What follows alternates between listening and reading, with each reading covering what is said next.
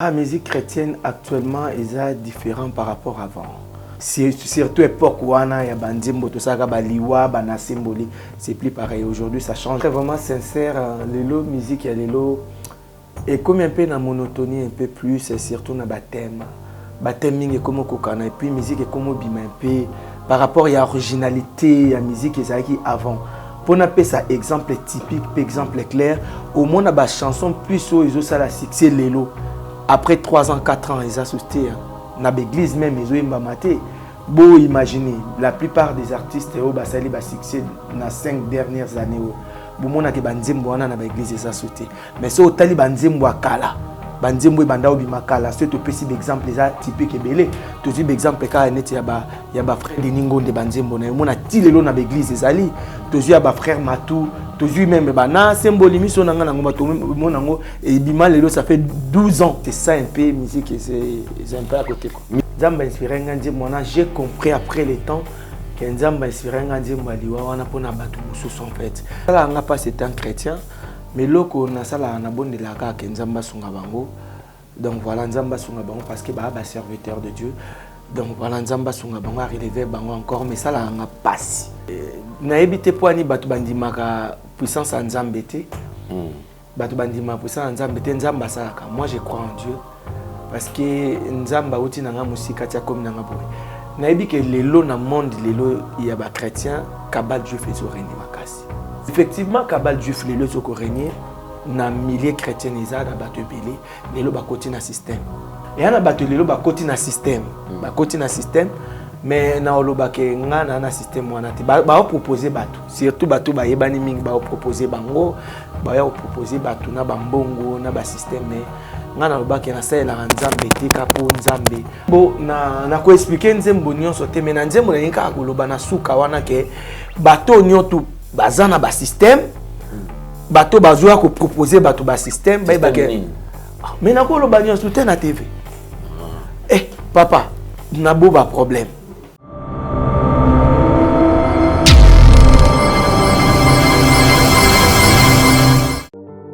Chère maman, chère jeune sœur, ce rendez-vous te concerne. L'Église Christ Vainqueur organise la 6e édition de la Grande Convention de la Restauration de la Femme à partir du 22 jusqu'au 25 août 2022, de 16h30 à 19h30. Thème, Femme, une source de bonheur. Oratrice, pasteur Esther Malembe et la révérende Issel Judith. Chère maman, ce rendez-vous te concerne. Kozangate. Venez nombreux expérimenter la main des dieux. Venez passer des moments forts de prière, louange, adoration et miracle. Une seule adresse, 23 avenue Victoire, quartier Sans Fil, commune de Massina. Référence, quartier 1. Bien-aimé dans le Seigneur, biso basi tozana ba problème tozo kuta na ngona ba vie surtout ba maman. Ba problème eza ebelé Nzamba bengi biso na 4 jours oyo pour restaurer biso en tant que basi na restauration de la femme 6e édition. Ba délivrance aux ala makasi Nzamba ko kangola basi na ba lien familial basi o batela bango mindelo na ba vie basi o ba pekisa bango oko Bien-aimée, chère maman, chère jeune sœur, Kozangate, que Dieu vous bénisse.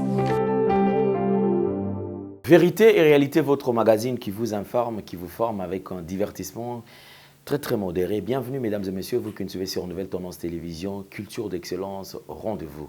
Comme vous le savez, nous vous transmettons les salutations de la part de toute la grande équipe. Il y a Gédéon Loïc qui est présent, accompagné de Sarif Mbala et la réalisation qui est bien signée Jonan Zouzi et Jordan Panzo. Mais avant tout, nous allons aborder le tout premier élément, c'est la fondation Ndélé au cœur de la nation, ainsi que l'orphelinat Famille du Cœur Christ Rédempteur. À travers cette opération, mesdames et messieurs, vous qui êtes sensibles aux cris des détresses, vous avez besoin d'aider les démunis, vous avez besoin d'aider les orphelins et les veuves. Pensez à cette structure. D'ailleurs, nous avons lancé déjà opération la rentrée scolaire, c'est-à-dire que Tangisa Mona Moko, Tangisa Orphelin Moko Kelasi, sommet la fourniture scolaire et assister Orphelin Moko.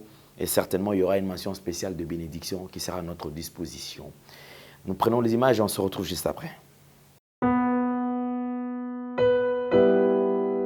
Tango nyoso molinganga nazalaki komona baninganga na baboti na bango Nga ba parents bazate vinanga pasi.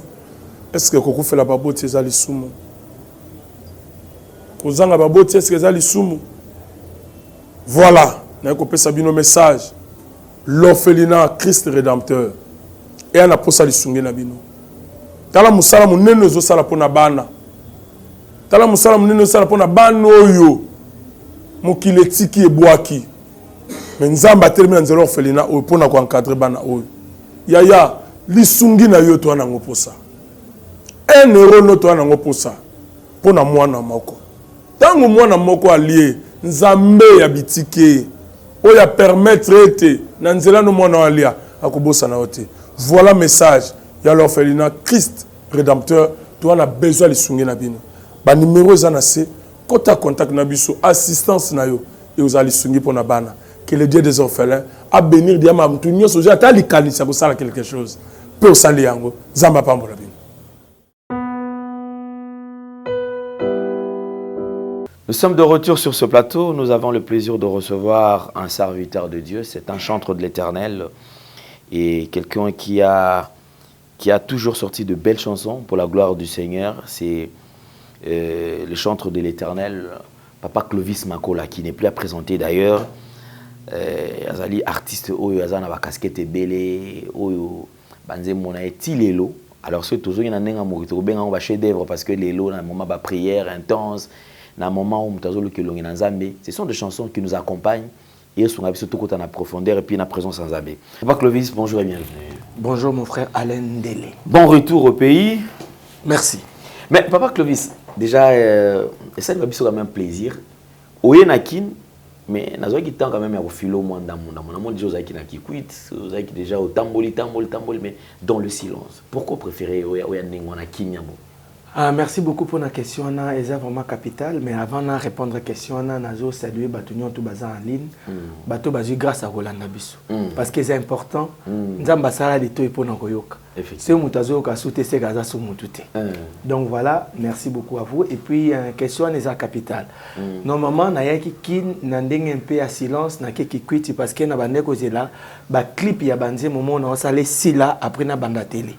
Comme na zano na kin un peu pour longtemps. Il y en a préféré qui n'a 6 ans ba boulot studio donc mais maintenant na ici il y en a bandi pas na haute point de repère après on continue ce après qui quitte il y a pris il y a mon ba prestation sous na bandal la mon ba place belé belé yo mon te solliciter qui to déjà toi na ba déjà programme non qui Clovis Makola za na kin normalement tant on a publié qui na Facebook qui na commune kin ba on va solliciter qui ba bengi yakana kikwiti donc parce que d'ici 2 semaines aussi tozana Kisangani aussi après tozana Lubumbashi donc ba benga ki malgré non na l'équipe TVT mais les lo monde à Facebook ezoko aider biso mo ebele donc ba benga ki bazo ba contact.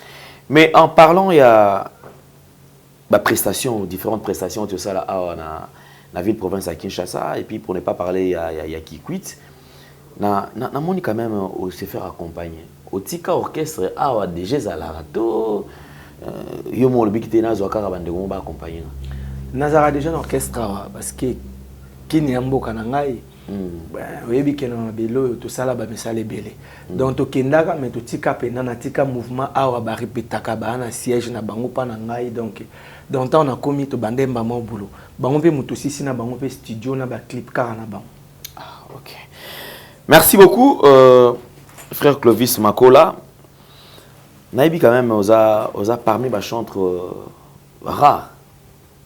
Oiseaux rares si il faut le dire ainsi parce que déjà comme on a que chantre, je pense que déjà dans la chantre, je ne sais pas si cause à la première c'est que cause à la peut-être dans la liste peut-être il y a 5 premiers. Oh que Moutouafan na Libana a sali album et cartonné makasi awa na Kinshasa na Congo Mobimba na Mikili Poto. Ozongi pe awa succès à Kosakanate. Après un temps au limoué au Fandikimia. Na lingisco omi longola nano na liste babatozo bunda na marché de disques. Analyse nous ça la musique la musique chrétienne actuellement. Ah musique chrétienne actuellement est différent par rapport à avant.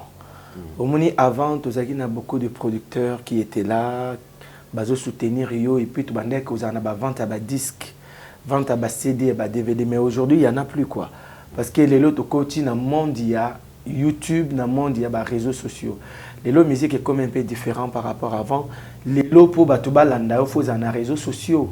Parce que si tu n'es pas là, il n'y a personne qui peut te suivre. Donc, les musique est comme un peu différent qu'avant. Surtout l'époque où il y a Bandimbo, tout ça, Baliwa, Banasimboli, c'est plus pareil. Aujourd'hui, ça change. Aujourd'hui aussi, maison, il y a production. Tout ça, on a mis ballet, je ne préfère pas citer les noms. Mais la plupart des artistes, Bissomo, les producteurs, parce qu'il n'y en a plus. Hein. Même dans le niveau à poto, production, maison de disques et tout, Bakanga.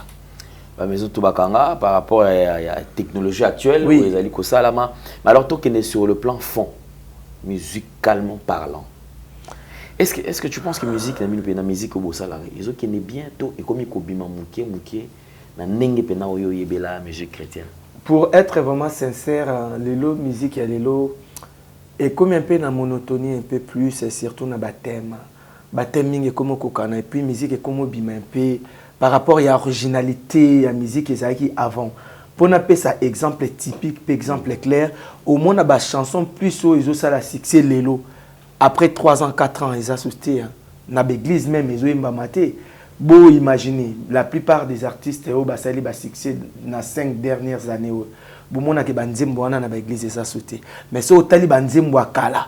Banzembo banda obimakala c'est tout petit exemple ça typique belé tout exemple ka net ya ba frère de Ningo de banzembo na mona tilelo na l'église ezali tout ya ba frère Matou tout même bana symbole miso na ngana ngomba to monango et bima lelo ça fait 12 ans mais lelo na l'église ezali mais mona banzembo susu eza vraiment sauté donc c'est ça un peu musique c'est un peu à côté quoi musique qui est déjà à côté en parlant il y a apparition parce que tout ça moi un petit peu en arrière parce que plutôt il va quand même puisque il y a eu Nathan Ozaki Obima Makasi tellement succès qui tellement fort que on n'a pas eu vraiment le temps à coincer yoto il va quand même source à succès parce que qu'on se le dise au change à donner ba calcul du coup l'amour est compliqué travail à album et albosso Obimisa où il y a qui aussi répondre à de cognon surtout on a travaillé sur base de quoi ils ont un message au fan ni toibi que notre Clovis Makola zalaka na Kisasa après akendo bunda na Angola to pesi d'ailleurs apôtre Mbote Tomi Makola Mbote parce que c'est vraiment parmi ba tout pena baba ba soutenir que Makasi ba lore ba production no arnaki OK Angola OK ko bunda bunati OK na on mikili apoto mais na mikili apoto place walba que non mboka mo ba lui paraît que kuna cimetière ya artiste mais yo na bisika ba okunda ba artiste yo quand même au séqui au salé lo mo boye et surprenant mon kili mobimba yebisa biso au travail on album en ndengeni le temps fort ya album on a pas album en obimisango ezalaka ni relate nous pendant ah merci beaucoup album on a pour na bandeko parfois album to le les albums anzimbo aliwa impolitesse de la mort au tilelo yemba mara toujours normalement album on a premièrement na travaillango ezaki na ba moment moko très difficile de ma vie pourquoi au moniteur ngai na ngana bandi musique na kin mais carrière na bandi Angola mais yo ça que tant ngana yo koma na poto ezaki facilité pour ngai ezaki facilité pour na ba raison eza moi plusieurs raisons on a ko relater batunyo sur ba raison na te mais album wana premièrement na travail ki yango na ba fond nango ezaki d'abord unité ya bato bazaki nanga ezaki na bato mingi tozaka na bango ba pesa ki force na bango nyonso na album wana donc to la la place moko to bulara banzembo na déjà na banzembo mais tozo travailler banzembo place moko to commence à 10 personnes to la na ndako moko na poto tozo bulera banzembo wana ndeni fo betama ndeni fo zala et puis na complicité aussi ya producteur azaki pe na biso azaki pe aussi fort na ba recherche makambo ebele donc fond ya album to base ya album wana poni za ndenge wana ezaki ngone puis to kotaka studio à cher to kotaka na studio Marcade o mema album wana tiezala ndenge wana sala ba carton ya ba niveau oyo et salamela donc c'est un peu ça et puis na niveau ya prière aussi ezaki très intense parce que l'air to bande ko la wana tout le monde to bando passer temps na ba prière moko énorme ya on ça qui résultat wana alors album ebimi inspiration nzembo aliwa yota parce que nzembo na weketi lelo nzembo na esila te matanga nyonso awa on habite sur le on ba droit d'auteur mais du moins il y a pas un deuil sans nzembo j'ai l'impression ezanzembo o ezala et ça là qui est rapproché bateau ils ont sa conscience ya bateau qui a trop mis dans matanga awa peu importe tout ce que va avoir mutakoza la nango mais face na liwa on ne résiste pas. Amen. Alors inspiration nzimbo liwa na yotat eza okufela ran mutu oleka na matanga moko sentir charge wana le bitela mando composer tout ça ini. Merci beaucoup na question. Nzamba inspirera moto na moto na ndenge na chaque artiste a un peu na message na ye ton inspiration moko particulière oyo nzamba pesaka ye. Donc mais nzembo liwana premièrement na kufela bato belé na famille mais yango te singa ke nzamba inspiré nga nzembo wana. Nzamba inspiré nga nzembo wana, j'ai compris après le temps que nzamba inspiré nga nzembo liwana pona bato mususu en fait.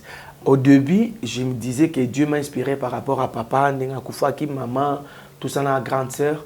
Mais après, je comprends que ce n'était pas seulement pour moi, mais c'était pour la nation en fait. Parce que moi, je suis comme soulagé, tout ce qui lui a kimbongo, tout ça, tout est comme ça, donc Dieu m'avait inspiré pour tout le monde. Inspiration, il y a qu'à boyer. Dieu m'a inspiré, ce qui lui a kimbongo, des barrois, bakoufarate, riche, quoi. Donc c'était un peu ça quoi. Tout autour de cette chanson est créé polémique qui va dire comme ça non frère Clovis Makola apparemment bon yé liwa bimisi liwa na idée mususu. Quelles sont quand même les attaques au recevoir par rapport à Nzembo? Est-ce que tout le monde était d'accord quand même na texte union surtout il y a eu certaines personnes qui bien pour pas contester peut-être une partie merci beaucoup Elo dans le bas moi ngai sur na sali Nzembo na sepela bien bato ba critiquaka. Parce que la critique est ça a moyen tout c'est réveiller aussi dans quelque chose où c'est fait au travail encore art na bien il y a qui na bato belé pe ba critique qui bato belé pe baloba qui bato belé baba qui liweza satanate liweza les sumuté tout ça ils qui na ba critique énorme mais c'est nga qui na ça la paix à l'époque ben monsieur belé pour éclaircir aussi bato au ba qui na pour ça il y a ba éclaircissement wana donc c'est un peu ça. Super bien. Nzembo, et bimi album est qui normal, mais surtout. Alors parlons quand même, il y a silence naïo. C'est depuis 2012 si je ne me trompe pas. Ouais. Qui frère Clovis Makola au Katano Kamakamboboui. C'est vrai tout le monde a compris que sur Nzembo il y a X et Y opposé pe na Katiwana. Bravo quand même pour l'esprit, ouverture d'esprit ou nos alango. Mais quand à yo moko, il y a des gens qui ont moins de moyens, mais bah ça la Nzembo tilelo. Alors bandeko bolanda biso bana besoin ba comprendre frère Clovis Makola nini komela ki po depuis 2012 tilelo obimisa no album te au fanda au garda silence maman c'est quoi le problème?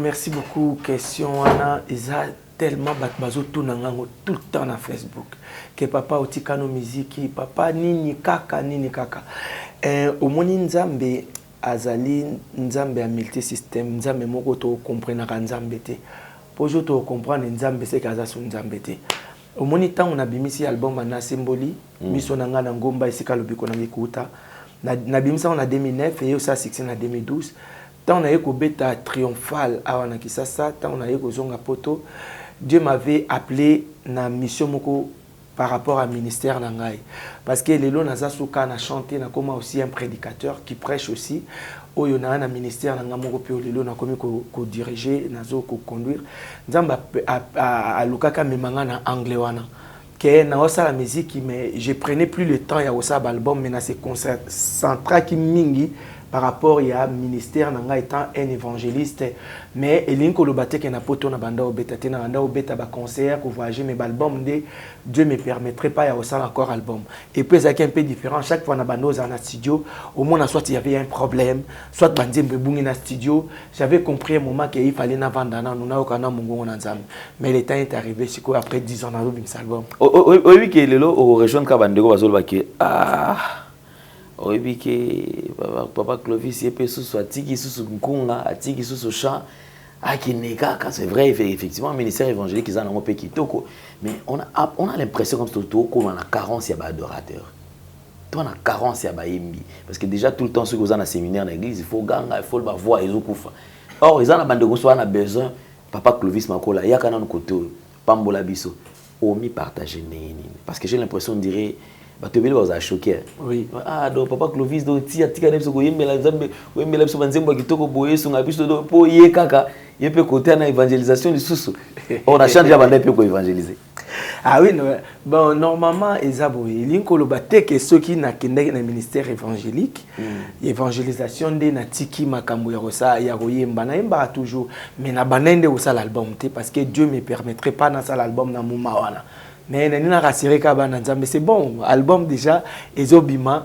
Et puis, Ata, frère Clovis, parfois, bimisa adoration, te menzamba, lobi, Ata bino, bougumba, melangate, bougum, sangate, et aux amènes dans ma banga. Donc, Nzamba, c'est toujours, tout le monde a les lois, ils ont un jeune talent, et Bello aussi, bazo pamboula, Nzamba, très bien, autokoum, Sanzamba. Mais, album, Masikande, n'a qui ça, n'a ça, Nzamba, d'ici là, Nasir, si Dieu fait grâce, semaine prochaine, Nzemba, c'est Kezobimana, Katina, na réseaux sociaux et puis na ba télé à Anakin.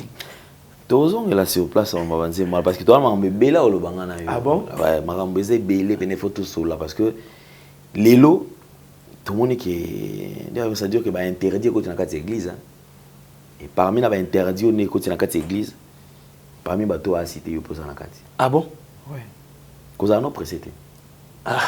Tout sur la vie au bongami ah na bongami quoi au bongami mais aux arabes suite aux arabes d'émission parce que les lots musique n'est pas kendele bon frère Clovis Makola n'est pas rien de côté on ça non l'aise ah oui parce que tout sur là d'accord tout sur la côté on c'est bon ok c'est bon donc ça on a moins image il y a impolitesse de la mort.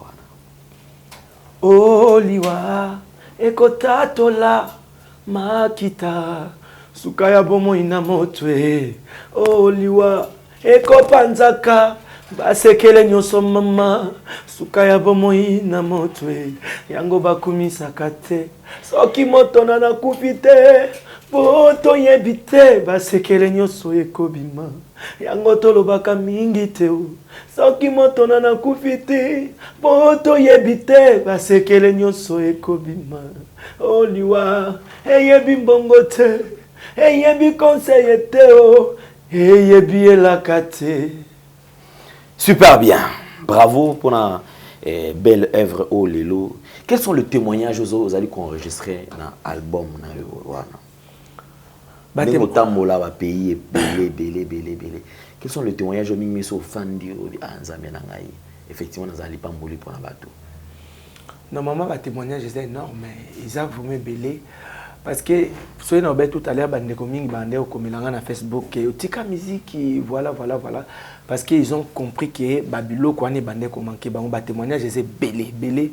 Surtout, à part même Zembo Aliwa, même Zembo, na Sembolier, Misonanga Nangomba, Esikalo, Bukonanga Ekouta, Zamboyo, Eli Kiananga, témoignage, c'est tellement belé. Na batumu, neti témoignage, mon a coupé ça, où ils ont vraiment.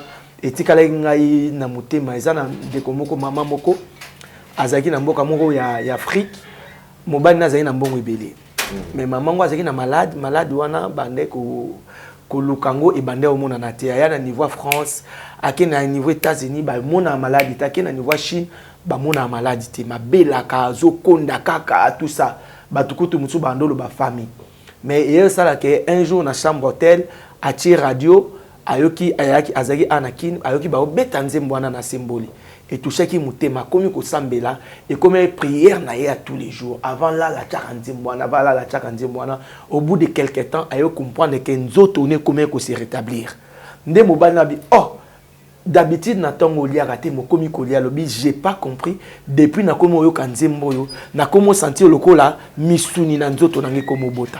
Donc ils ont tellement de témoignages au Nzamba Salaka, à Salaki na ba Nzembo wana, yango même na moment nanga silence, na moment nanga na zaki na temps réflexion, tant na bando yo ka ba témoignage ba bando lo ba j'ai compris que Nzamba tambola nanga elongo. Yango wana malgré tout que na bando bim album mais il y avait tout le temps des témoignages ba banda ekoloba. Mais en parlant il y a des témoignages de yoka. Yo moko parcours na ceux qui le loba lingi ceux qui nos frère Clovis Makola.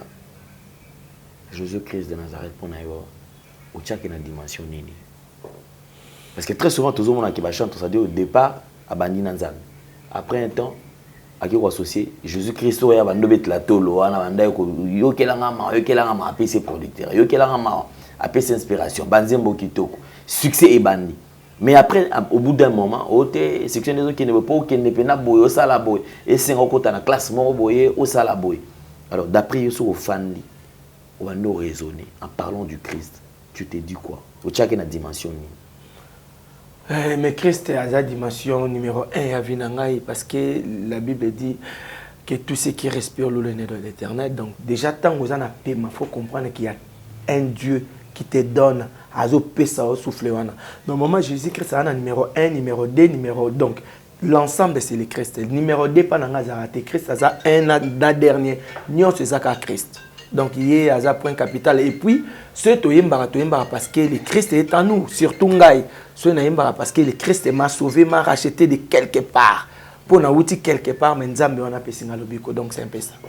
Mais est-ce que tu es déjà arrivé aux hommes quand même témoignage non par rapport à la composition parce que toi tu as banzé moi na symbole ba ramoko na pusani liboso na yo même dans des églises ceux que moni et comme na moment va service ba to linga kota na prière intense au moins moi très souvent ceux qui na banzé moi na papa de ningondete au moins na nzembo ezala repêcher moi mingi kota na symbole témoignage na bango vu par rapport à nzembo na ozwa pe ya bakulutu na yo nazo ba témoignage belé ya bakulutu na ngai o na ko citer ba kombote sinon na bossa na misusu ba témoignage et belé et puis ba félicitations aussi parce que au moni na ko pesa d'abord un petit témoignage tant on a bandé carrière na poto la première personne où a poussana na ngai a benga pesinga conseil c'est les frères de l'évangéliste de Ningonde na ebi que toi qui na Paris na liboso maison ya Babi Croyo production à l'époque abenga kendaka ko beta en Allemagne ayaki ko se retrouver que na ndaku ya producteur a betsanga en Allemagne abande ko tia vidéo onga na beta en Allemagne ndeta ngwa talinga ye ko lukanga na Paris to kutana esinga que mon petit frère ozana avenir vraiment sambela nzambo ozana avenir ya on attend na ko bimisa nzembo na symbole abenga ngai na téléphone aisanga que je t'avais dit qu'ozana avenir lignée wana continuer na lignée wana donc c'est un peu ça nazo ba témoignage mais ça ka été baza ebele. Ouais. Aux arts, dans le sens, moi, il y a aux arts très ouverts en ce qui concerne les artistes et musiciens. Parce que tout le monde a featuring à yo, Nzembo na yo, mais au béni c'est Gila Mizo à Père Sonam, qui n'est plus d'ailleurs. Ouais. Parmi bateau ba copie ça et puis na clip pour tout le monde parce que mingi banda ko intervenir ba Nzembo bateau mais banda ba ndo chaité. Parce que côté na mino na pe côté na blague té na nenga okandi. Un bon chanteur tout le monde aime bien. Il faut finir et ba côté ka face na été. Mais yo déjà on a poto, mes frères non moi en Afrique, awa, na Congo, pas tellement célèbre, pas tellement connu, mais on dit na clip no ba filmer penza yemo pena en personne tout le monde pena frère Guilain. Je crois que c'est à partir de là où tu as eu pena alio. Idée non a ko propulser ba ndékonoise parce que j'ai l'impression de côté na nzemo ma yo mo repesa no motaimbi. Ah merci. Bon ngai na lobake, moi j'ai fait la musique. C'est pas pour être célèbre, c'est pas seulement pour Kezara Ngai. Je l'ai fait vraiment, même Nzembo o na obimisa même batuba na ngote. Donc personne na Nzembo wana mais obima Nzembo wana pe na mbisi mutunga na mbika kota suka. Donc parce que moi je le dis toujours que grâce à ça différent. O ngana nango mutu mususu na ngote, o mutu mususu na ngana ngote. C'est que d'abord j'avais compris quoi tant que comment na studio na frère Guilain. Ngana bandina senga na mboka nini na lukalanda kwa nani papa nyonso na bana lenga na bandoe mame tant frère Guilain meki koyemba j'ai compris que à partir frère Guilain bandé koyemba il a mieux chanté que moi ça je l'ai dit ouvertement j'avais compris qu'il a mieux chanté que moi il faut être voilà j'ai compris on en a dit frère Guilain na mekiti si mon frère chante ngana na li na toyemba ngana munzembo ekota na album na ngame yo yemba na yo ngana sukisika na suka l'essentiel lelo na nyo bénéficier plus na chanson izangai parce que le frère Guilain n'est plus là mais tant on a que nous beta partout so na bandina senga na mboka nini na luka papa nyonso na bana na ye ya no la losambo na ngayo na belela nzambi na nga nani va bénéficier c'est moi mais grâce à nani ça qui mina nzembo donc voilà moi j'ai compris ça. J'ai compris que cause à la été ici pour aider aussi les autres artistes. Oh bah on a posé un peu de coups de main, moi je le fais. Et alors on a coupé cet exemple typique. Ce moutake na YouTube na Clovis Makola TV. Bon on a autre bête ça frère mouta concert na poto ngai Clovis. j'ai produit les frères Mbuta Kamoka. Nasali hommage ya frère Mbuta, nasangisi batu tout na ère à confinement, nasangisi ba organisation ba eko pesa frère Mbuta trophée à meilleur artiste européen. Nga nasali yango eza na YouTube. C'est beaucoup hommage ya frère Mbuta. Nasali yango pe nasala yango pe na frère Thomas Lokofe. C'est comme ça, moi je trouve que ce Moutazan a grâce, faut qu'on propulse grâce wana po oyaza na ngana na ngoti. Donc voilà. De même ngapé basala ngapé ngolo. Donc voilà. Mais j'ai l'impression de dire aux associations à apporter le mot dans le milieu dans la corporation parce que côté dans l'hypocrisie l'équipe makasi. Bon na éviter on tolobi hypocrisie ngana éviter pour makasi côté na. Po yo na yo ki kozana ben foi batunyo nazo kamo makasi. Nazo ça yo donc hypocrisie l'équipe makasi. Yo idée au départ, idée pour par exemple rendre hommage na Papa Mbuta que je salue en passant. Idée zala kini. Parce que yo peut ça chanter. Mimi va chanter ana embarai. Il pas embarai na yo fula sous nande. Et puis ils sont un poteau. Il y a beta ka on appelle beta ka. Non ça parce que déjà au départ pour ça l'organisation moi certainement il faut qu'il y ait des moyens. Il faut d'abord yo mo banana ko bimisa ndambu na poche na yo avant que les autres ne viennent peut-être pour nous soutenir et le quoi. Alors yo motivation c'était quoi? Motivation, c'était que la gloire de Dieu allait élever. Comme ça, c'était la première motivation que j'avais. Et puis, deuxième motivation, c'est qu'il faut savoir honorer les autres.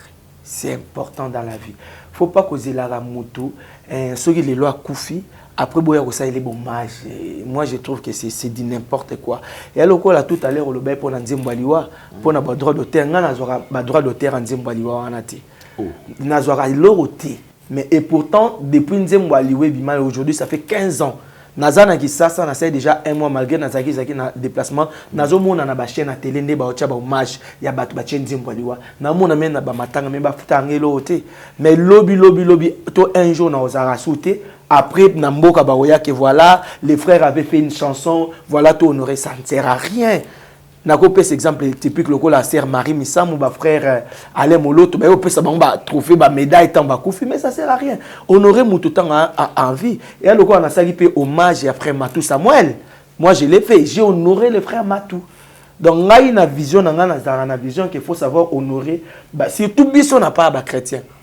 Que tout tombola mutu tango aza en vie na misala osala est important parce que on le fait pour la gloire de Dieu. Faut nzamba kende liboso. So lelo na tomboli ndeko na ngai, d'autre part Dieu me bénira. Moi je le trouve comme ça parce que même des nana qui ça na rosé ça concert moka munene juste pour honorer les vieux.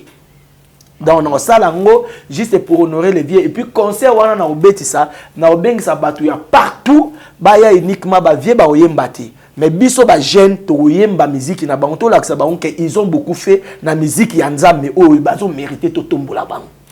Donc c'est un peu ça, c'est l'idée que j'ai to tombola bango. Moi je vais rien gagner que nzamba kuma maka. Et ça là on est ceux qui scandale comme ça na milieu la corporation na bino. Et ça là on a bien été un chrétien parce que c'est normal. Il était déjà arrivé que aux par exemple à Toufani Boy frère Michel va publier dans les réseaux sociaux. Qu'on ait cité que cela.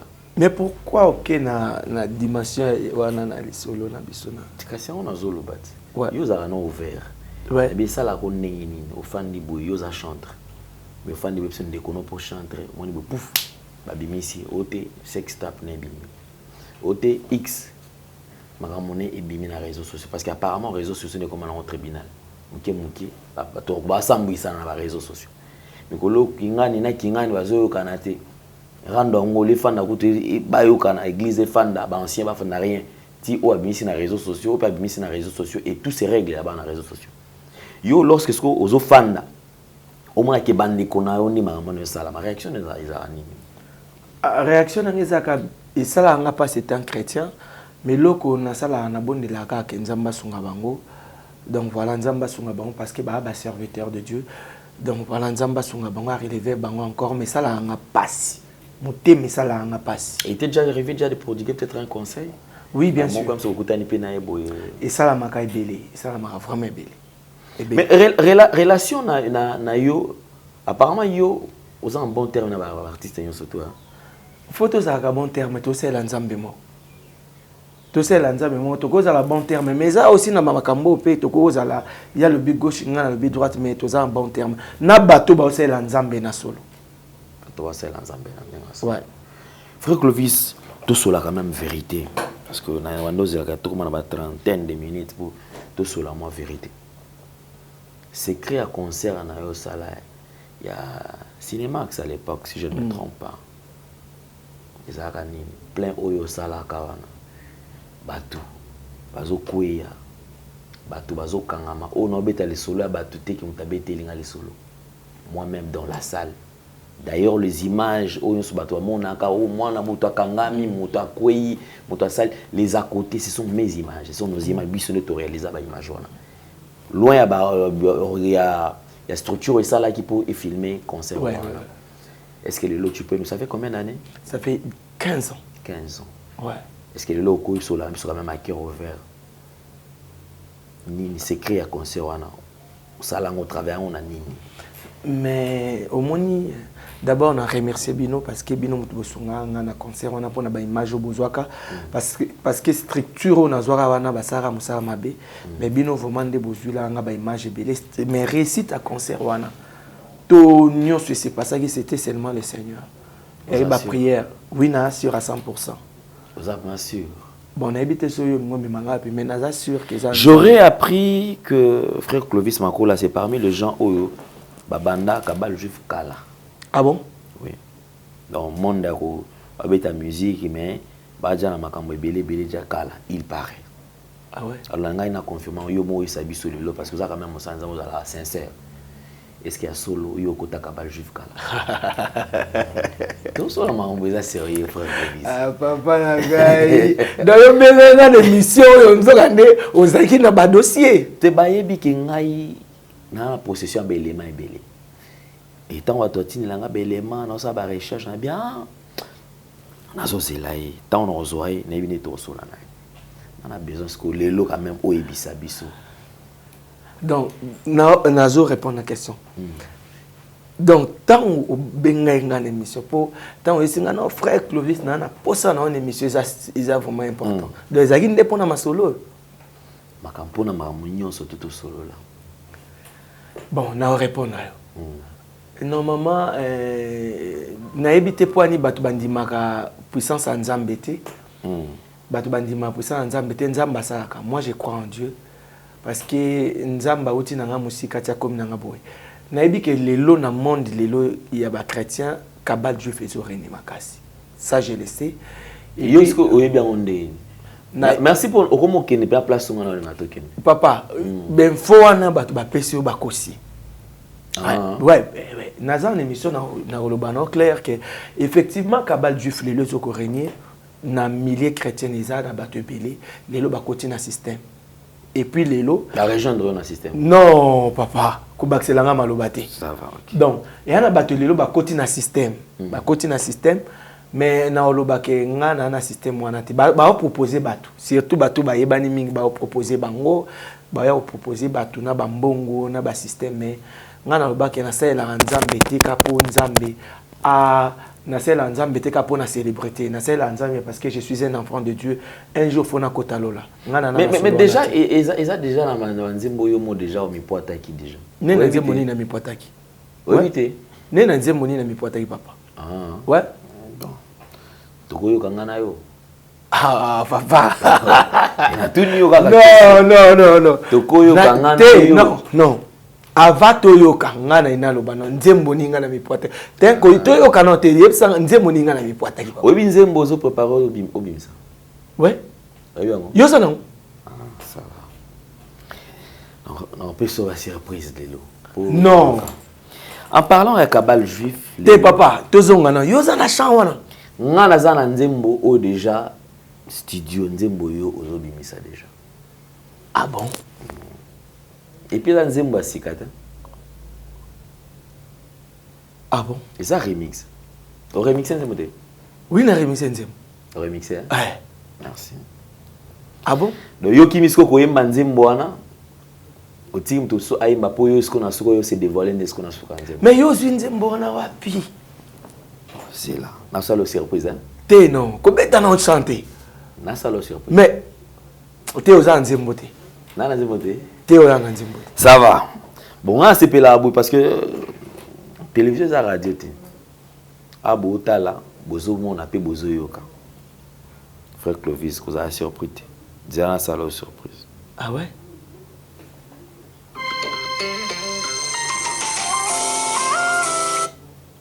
Oh, intro na ode. Oui. Et là intro na ode. Ouais. C'est bon. C'est là ce non qui sont manqués.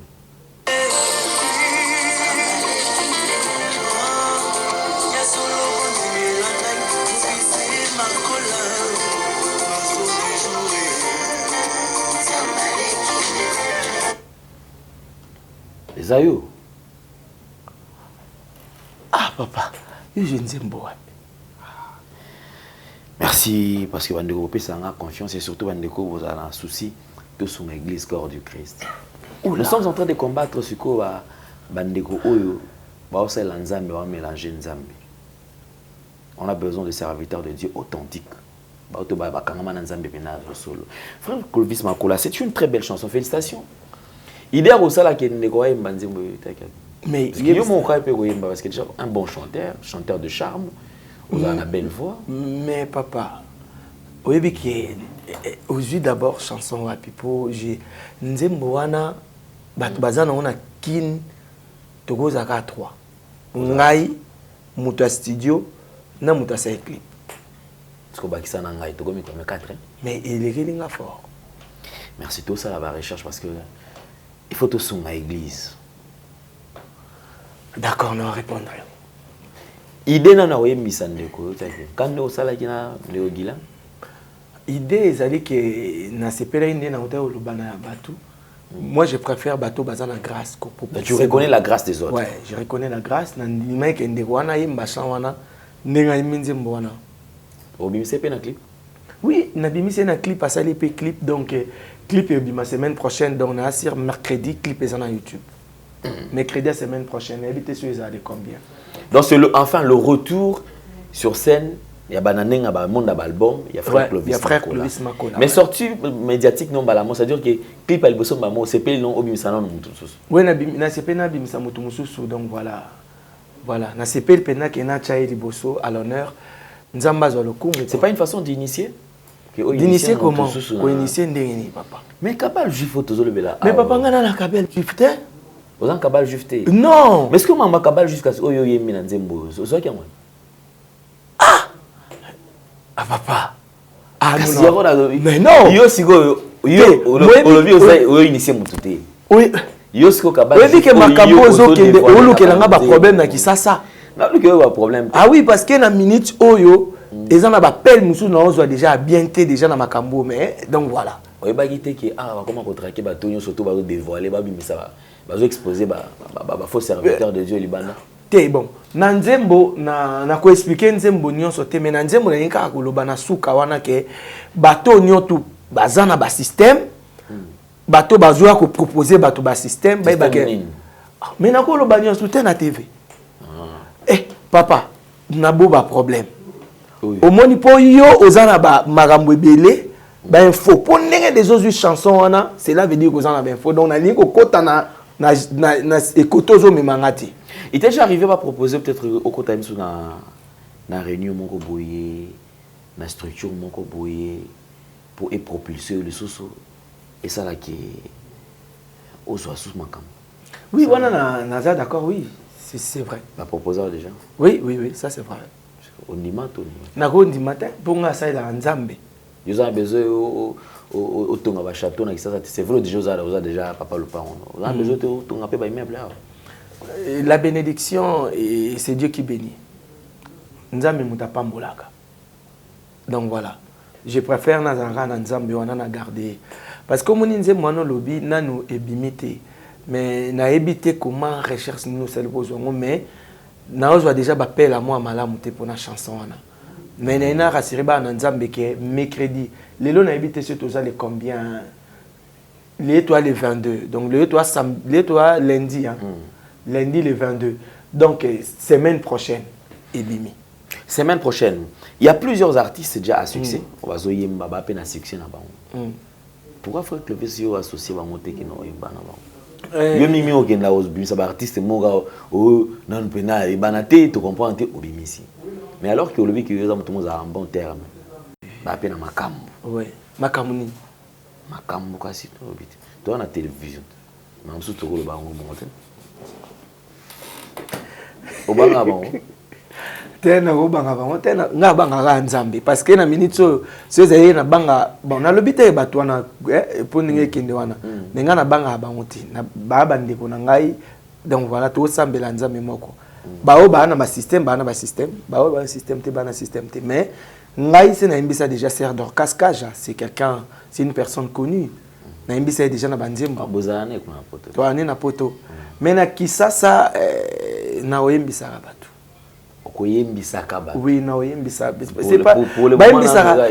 Baïmbisa Moutouté parce qu'il a une belle voix, toi, Asta. Baïmbisa Moutou d'abord par rapport à la conviction que Dieu te donne. Ah, tu n'as jamais été juste là, tu as la conviction. Non, Dieu ne m'a pas encore convaincu. De même, Ngaïpe Bandeko Baïmbisa un album par rapport à la conviction. Ah bien, non, il sa frère Clovis. Donc c'est un peu ça. Frère Clovis, Banzembo et Bimi, ils ont un succès. So, ok, la prestation. Il arrive des fois si vous appelez Banzembo Oyemba. Oui, on a appelé Naïmbi, ouais. Interprété. Oui, on a interprété, oui. Je le fais souvent aussi. J'aime bien aussi. En parlant de cette nouvelle génération, en dehors de la Bino, génération Nabino quand même, quels sont les artistes Oyomo sont fans des deux fois non. Frère Oaye, mais à Opambolanga. Génération Nabiso. C'est la génération après Bino. Après Biso. Surtout on attend un silence au oui, Baoba Bimisi mais Baoba Bimisi ka bazé belé hein. Ba belé. Atami balé kaka. Na Baoba Bimisi ka. Basi to mi balé. Tout ça mbal mon na moi Simon.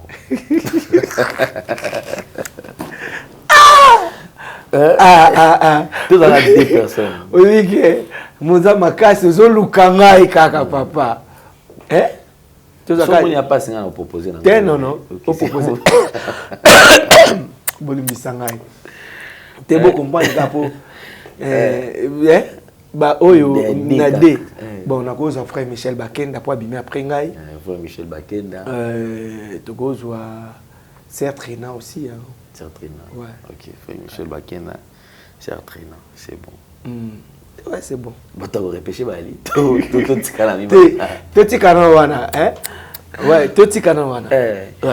Ok, merci beaucoup. Mesdames et messieurs, nous avons reçu pour vous l'évangéliste et chanteur Clovis Makola, qui n'est plus à présenter d'ailleurs. Il nous revient 12 ans après. Enfin, il a décidé de nous sortir un album riche en couleurs. Vous allez consommer. Déjà à partir de la semaine prochaine, tous allez belé la chaîne Clovis Makola TV. Tous allez belé tout consommer Nzemboana sans modération. On appelle ça la date exacte pour na bateau. Donc la sortie est prévue pour là mercredi le 31 à 20h pile. Donc le 31 août à 20h. R Yakin.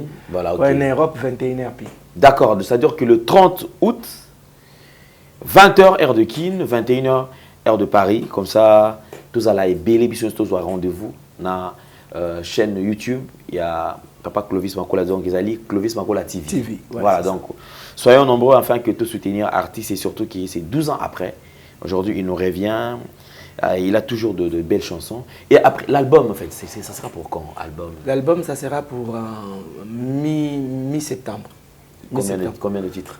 9 titres seulement. 9 titres. Yo mon karato bon, na MBC même bateau mais nga pe na mbebele ya pépinière na onengo kendo bimisa misala. Ouais, faut bimisa, faut songa ba jeune talent, ba nouvelle génération quoi. Bah moi ça non que na base la conviction nous en pe. Base sur ba convaincre. On va vous appeler une phrase base là, on va vous appeler ceux qui c'est bon, bah ya boy mbana. Sinon quand même on a Kinshasa pour tous ceux qui auront besoin bah, pour quelques temps, hein. Bref, ces jours on a besoin quand même de participer à la convention, à la séminaire et surtout qu'il y a un juillet à août, un programme est moins belé, bah que ça l'année. Ouais, mais bateau bazana pour ça il y a nangai pour na production, ba lukangai soit na réseaux sociaux, na Clovis Makola ka ils a Facebook nangai ou bon na autre numéro de contact. Il y a un moto à bureau, je suis là pour travailler, donc voilà, et puis voilà. Et puis bateau, parfois, on a pour ça, on a place, nazo participer plus na dimanche, et nazo na midi avec Jésus, ou ils ont na bandal, ezali dirigé par les révérends Lambert Niembo, les révérends Lambert Niembo. Donc, on a midi avec Jésus, na banda, na ex marché Michael Cosmétique, na likoloana. Mais c'est un comité des marques. Donc, ce boyoana chaque dimanche na 8h38 là. Mais bateau, pasteur, nan et tout ça, na poussa nangai. Le canal Clovis Makola, na Facebook, na reçoit numéro de téléphone, tout ça, Isakuna. D'accord, merci beaucoup. Toute chose qui commence bien doit nécessairement finir bien. Nous sommes arrivés pratiquement à la fin. Nous avons reçu pour vous les serviteurs de Dieu, évangélistes de ministère et puis chantre de l'Éternel, Clovis Makola, Ouazali, déjà, tous au rendez-vous naï.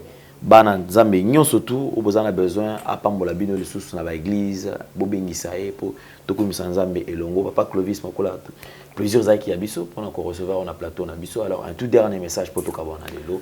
Et s'il y a des personnes à remercier, tu as opé Sambo, tu as opé Sambo. Ah, merci beaucoup. D'abord, les messieurs Yambaginga. Ils arrivent vraiment très bien. Vraiment, je suis content, surtout dans l'info. Malgré que c'est une place aux jeunes beauté, mais bon, voilà. Mais quand on a battu, tout balandé, biso qui nzemboana pour nous comprendre aussi tout ce que j'ai parlé sur la chanson où ils ont ça la bakolo baloba moins belé et obima le 31 août oyo. Donc le 31 c'est un mercredi à 20h heure de Kinshasa. Vous allez connecter na Clovis Makola TV pour bolanda boyba qu'est-ce que j'ai dit en fait. Donc voilà. Et puis, je voulais remercier l'homme de Dieu, le prophète Jansi Bikouki, au Hazanangaï tout le temps. Et puis, je vais remercier Papa Jenny, le King de Paris. Donc, Papa Jenny, Ebikaka, Nzambe Apambolo, Papa Jenny, le King de Paris, Sikozali. Nzambe Apambolo, Mukondia, groupe Oungana Direjaka, Bazami Balé, Junior Dianyongi, les princes de Diblin, Sek. Zambe apambola yo frère nangai onalinga amiringi Marco Pembele koto zana Lyon orchestre no yango nzamba apambola puis na bande ko nyoto balanda biso que Dieu vous bénisse et puis je sais que Kalaté tout le monde makambo encore à bien parce que je suis à Kin vraiment pour na ko bosser que Dieu vous bénisse l'album sera là d'ici mi-septembre. Merci. Voilà, toute chose qui commence bien doit nécessairement finir bien. Nous sommes arrivés pratiquement à la fin. Merci en tout cas à vous. Et surtout, si vous avez aimé cette émission, dites merci à Gédéon Loïc et la prise de vue. Ça arrive Mbala, à Jonan Zouzi et à Jordan Panzo. Abonnez-vous massivement sur Nouvelle Tendance Télévision et continuez à nous suivre sur notre application, sur Nouvelle Tendance FM et aussi Nouvelle Tendance TV Web. Infiniment merci à vous. Alors, on se retrouve très prochainement. Tous allez belé, tous contacter Papa Clovis Makola, Apam la Bisopé, pendant temps au hasard à Anakin. Et sinon, Tokutani très prochainement. Au revoir, bye bye, ciao.